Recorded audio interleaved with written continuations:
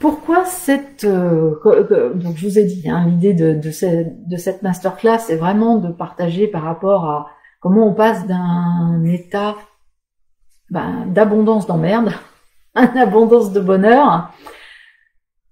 Il y a plusieurs années de ça, donc je vais vous partager un tout petit bout de ma vie. Je vais vous partager ça pour vous présenter les choses. Alors, attendez un petit instant, c'est du bruit. C'est bon. Donc, il y a plusieurs années de ça, je vous disais, je cumulais beaucoup les galères. Mais franchement beaucoup. C'était très compliqué. Après le divorce, j'ai eu des moments difficiles, il faut dire ce qui est. Parce que même si avant le divorce, c'était compliqué et que c'était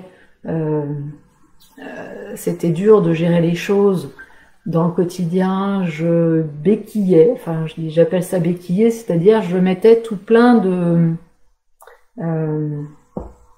choses en place pour arriver à tenir le truc. C'est-à-dire à tenir, quoi qu'il arrive, fallait arriver à maintenir le bateau à flot. Le bateau, c'était la famille, la maison. L'activité professionnelle, j'étais assistante maternelle à ce moment-là, et donc j'essayais de tout maintenir.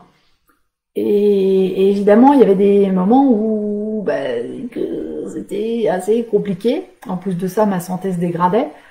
Et au fur et à mesure, j'avais encore d'autres choses qui arrivaient en problématique. Alors, bonsoir, je vois qu'il y a quelqu'un, il y a un petit œil qui est connecté.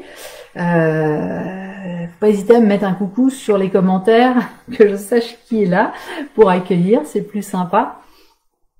Et donc ces galères, en fait, je les cumulais. C'est-à-dire que après le divorce, c'était pareil, je cumulais des galères. C'est-à-dire que il y avait des problèmes d'inondation dans la maison, il y avait des problèmes de voiture en panne, il y avait des problèmes d'électricité, il y avait des problèmes de gestion du divorce, de séparation des objets, il y avait enfin bref, ça s'accumulait et je savais pas pourquoi ça s'accumulait.